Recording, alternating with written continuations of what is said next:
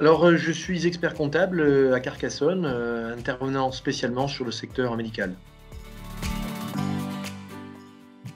Alors nous recrutons plutôt des profils de collaborateurs confirmés, donc des gens effectivement disposant d'une expérience minimale de 5 ans. Je crois qu'aujourd'hui, on peut dire qu'on est en quasi-recrutement permanent, on est toujours à l'écoute, car bien évidemment, on ne sait jamais ce qui peut se passer au sein de nos structures, une mutation professionnelle d'un collaborateur, un changement effectivement sectoriel.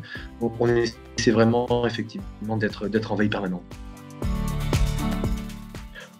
Je vous avoue que je ne suis ni pour ni contre. Pour moi, ça n'a pas d'importance. Je ne recrute pas par rapport à un visage ou une apparence. Ce qui compte, c'est avant tout les qualités humaines de la personne.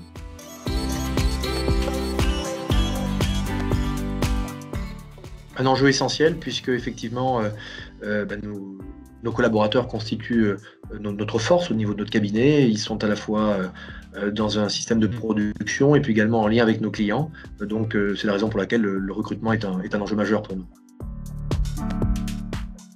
C'est pas que je suis plutôt effectivement soft skill ou hard skill, je pense que les deux sont complémentaires et importants. Il est vrai que l'attitude et les qualités intrinsèques de l'individu sont bien évidemment à privilégier. Néanmoins, comme je l'évoquais tout à l'heure, nous sommes dans des professions techniques, hein, où effectivement le savoir-faire est essentiel. C'est la raison pour laquelle je mettrai sur un même pied d'égalité ces deux natures de compétences.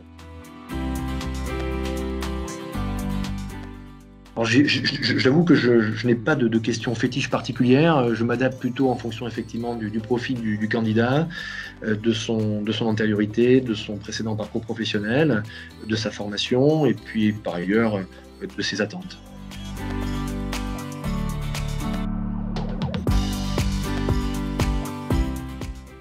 Alors, nous, on les accompagne par des formations, hein, internes qui sont réalisées, par des formations externes également.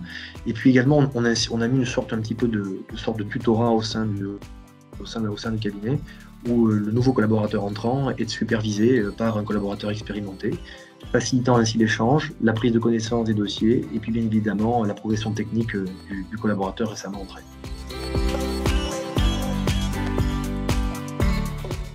Franchement, je vous avoue que pour moi, les deux sont aujourd'hui équivalents, que ça soit effectivement en présentiel ou en visio. On peut toujours échanger, on a la possibilité de se voir si nécessaire, bien évidemment, mais de mon point de vue, on peut tout à fait juger les compétences d'un individu en visio, pas besoin nécessairement d'avoir une situation présentielle.